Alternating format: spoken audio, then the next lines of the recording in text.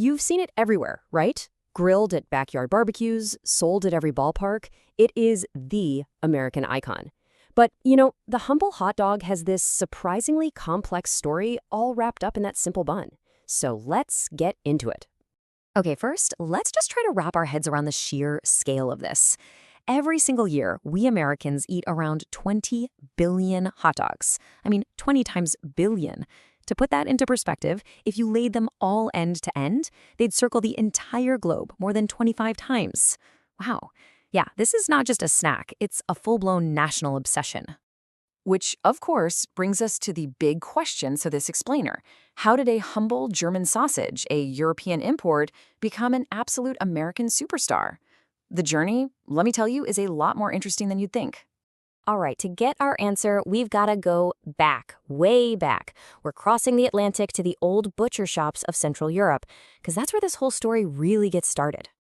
Okay, so right at the heart of the hot dog's origin story, there's this friendly little debate. It's a tale of two cities, really. On one side, you've got Frankfurt, Germany. They claim they've been making their pork frankfurters since way back in the 13th century. But then, on the other side, you've got Vienna, or Wien, as they say in German. And that's where we get the term wiener for their pork and beef sausage. Honestly, both have a pretty solid claim. And it's this rich sausage tradition that really set the stage for everything that happened next in America. So let's follow that sausage across the ocean. In the 1860s, German immigrants started selling what they called Dachshund sausages from pushcarts right on the streets of New York City. But the real game changer? That came in 1867. A German baker, Charles Feltman, had this totally brilliant idea on Coney Island. He thought, hey, why don't I serve these things in a roll? It was simple, but genius. That one little innovation, plus the fact that it was a massive hit at the 1893 Chicago World's Fair, basically catapulted the hot dog right into the American mainstream. But what about the name? I mean, hot dog, where did that come from? Now, you've probably heard the story about the sports cartoonist at a ball game who couldn't spell Dachshund, so he just wrote hot dog.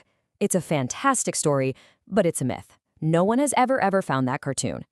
The real story's a little more cynical and honestly kind of funnier. The term hot dog was probably a popular joke back in the late 1800s, sort of poking fun at what kind of meat was really inside those long, skinny Dachshund sausages.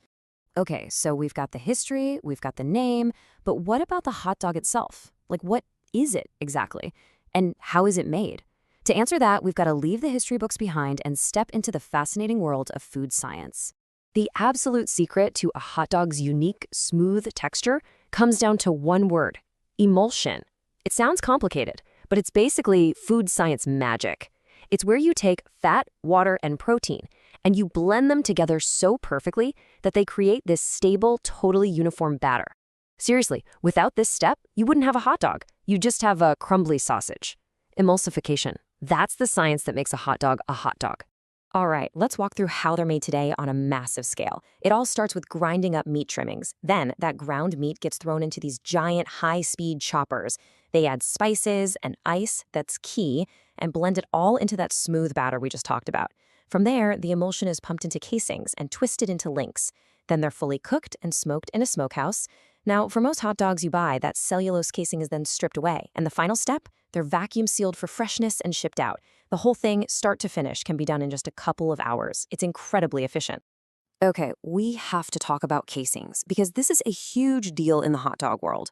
The ones you probably buy at the grocery store, those are skinless. They're cooked inside a cellulose casing, but then that casing gets peeled off before they're packaged.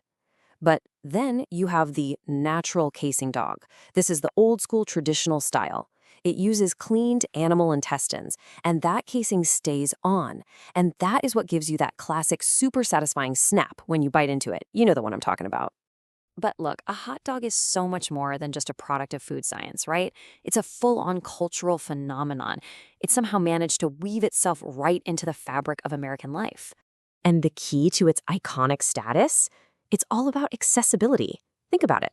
It was cheap, it was portable, and it was always sold right where people gathered. Ballparks, street corners, you name it. It became this great equalizer. During this period of massive immigration and industrial change, this was a food that literally anyone could afford and enjoy together. That's why people call it our most democratic food. And it still is, really. Food historian Bruce Craig really put it perfectly. He said, hot dogs and the ways we enjoy them are part of the American dream. And that just nails it. It's this accessible pleasure, and for so many immigrant vendors, it was a real path to building a business, starting with nothing more than a simple pushcart.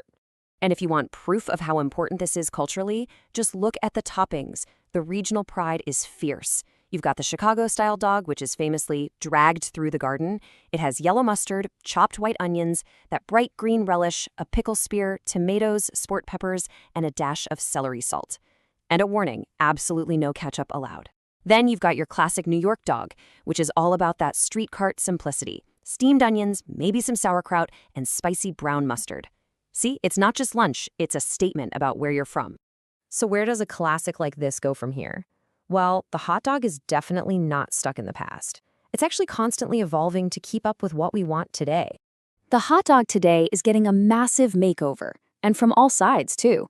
On one hand, you've got this big push for clean labels. People want healthier options, like reduced sodium or ones made from turkey and chicken. They're looking for nitrate-free and organic ingredients. At the same time, there's this gourmet revolution happening. We're talking toppings like kimchi, avocado, even truffle aioli. And then, of course, maybe the biggest shift of all is the explosion of plant-based alternatives. That's totally reshaping the entire market.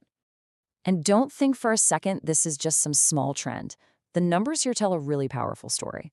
In 2024, the plant-based hot dog market was worth just over $1 billion. By 2035, it's projected to more than double to $2.65 billion. So yeah, this isn't a niche anymore. It's a fundamental shift happening in the industry. But believe it or not, the innovation doesn't even stop there. The next frontier? It could be cultivated meat. We're talking about real meat, grown from animal cells in a lab. No industrial farming needed. The whole idea is to create a hot dog that tastes exactly, and I mean exactly, like a traditional one, but with a way, way smaller environmental footprint. So that kind of leaves us with this one fascinating thought, doesn't it? This all-American classic has journeyed from German butcher shops to New York City street carts to every ballpark in the country, and now to biotech labs. You know, its incredible ability to adapt, that's the real secret to its success. Which leaves us with the big question: what will the hot dog become next? Don't forget to like and subscribe for more How Meets History.